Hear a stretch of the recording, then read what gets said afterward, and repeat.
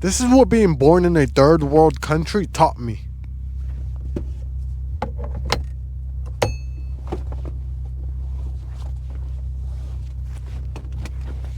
So I'm Dominican, I know black. I was born in the DR and I came to the States when I was 7 years old.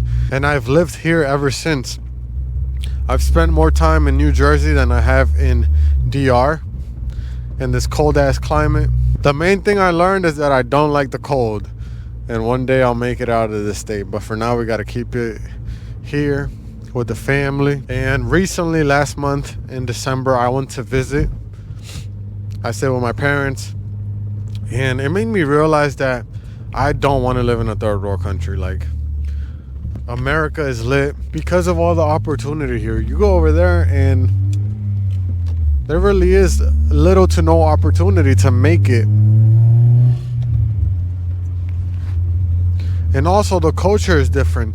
Nobody follows the street laws. When you're driving a car, it's basically survival and not trying to kill the motorists that get in front of you. Like, it's actually crazy, bro. And then I come back to the States and like driving here is like fucking heaven, bro, compared to a third world country. And I don't like the state that the United States is in, but I don't know. I used to think, hey, I should take my money out of the States and invest it in my country, in DR. And I'm still like 50-50 on that. I don't know really what to do, except I gotta get to the bag first, which is obvious. But I don't know if the best thing to do is to funnel out my money to another country that's not even that well developed. And quite frankly, not the best. That's why my parents left. But you know, I could invest in a lot of real estate. I could buy hella hotels over there. You know, there is opportunity, especially for tourism. It's just, would I want to live over there? Probably not.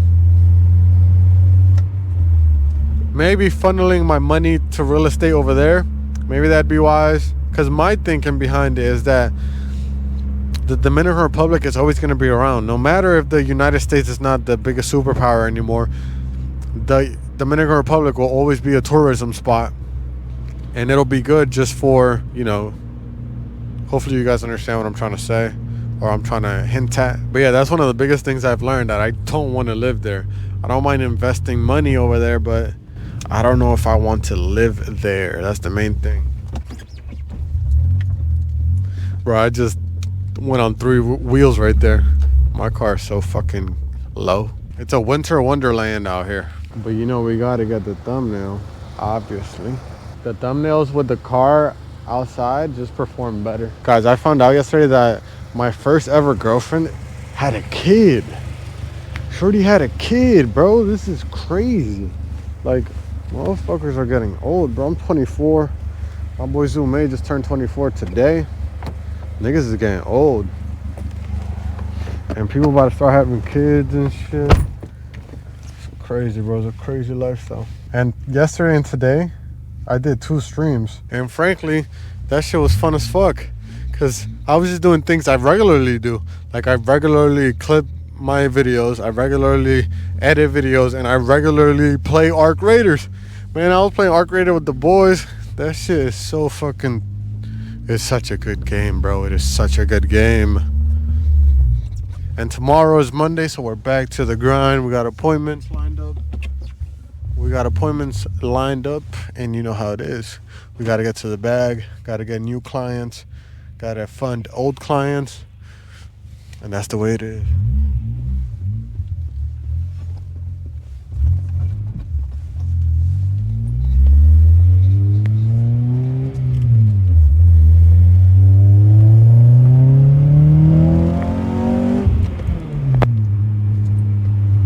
Another thing that I learned from visiting and living in a third world country is that we can't take the opportunity we have here for granted.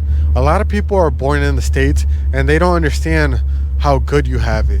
By just being born in the States, you have it 10 times easier, and the potential in the States is like 30 times what it is in third world countries. And you really can't take that for granted, bro. Like, the opportunity is massive. The low taper meme is still massive, guys.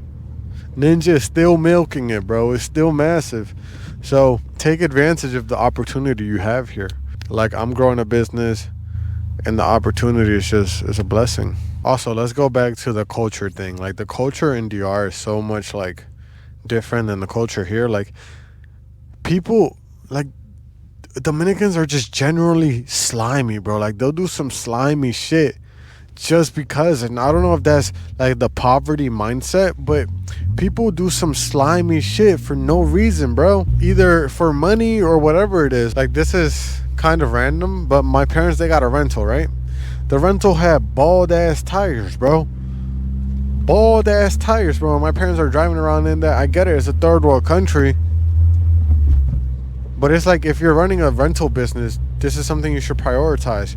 And then in a third world country, because there's so much poverty, people take shortcuts. And in a first world country like the United States, people also take shortcuts, but there's people that don't take shortcuts. There's people that do things the right way, and they're hard to find in DR and in a third world country, and then they're hard to find here. But I feel like they're more abundant in the States because the country and like the stat is push for that in a way. And people that have gone to a third world country or were born in one, they know exactly what I'm talking about. Like the culture is just so different, bro. And it's like, I don't know if I ever want to leave the States. I want to leave this state, I'll tell you that much. I don't want to be in this cold ass weather for much longer. Hey, but a major W that I've mentioned in in a previous video is that the women from a third world country aren't like in this LGBT culture, bro. Like I find that culture so like disgusting. I'm not gonna lie. And the main thing that I'm bothered by is that they're trying to push this LGBT agenda on kids. I don't have anything against gay people. If you're an adult and you're gay, good for you. I don't give a fuck. Why are we pushing this shit on kids, bro? And it's like the women from third world countries, they're not influenced by this LGBT culture that's being pushed in the States. That is one big negative that I can pinpoint when it comes to the States, bro. This LGBT culture is just, it's poison to a society. Especially when you start pushing it. You want to be gay, you want to be trans. Well, frankly, you can't be trans. Like, if you're a man, you're a man. Don't be retarded, bro. But pushing that agenda on kids, disgusting. Disgusting, bro. Do not push that shit on kids, bro. Why are we teaching this shit in schools, bro? Why is that something I have to think about? Like my nephew, I have to tell him, hey, be careful with what they're telling you in school. Like, why is that? What's going on, bro? Like, it's a disgusting thing to do. I don't have anything against gay people. Just keep it away from the children. Why are we doing that? What is the point of that if not to indoctrinate them? The whole point is to indoctrinate them.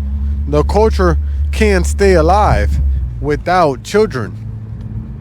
That's what they're doing, and it's fucking disgusting. Gay people can't reproduce, so they indoctrinate your children, simply put. And women from a third world country aren't like that, bro. Like, I want me a fucking rural wife, bro.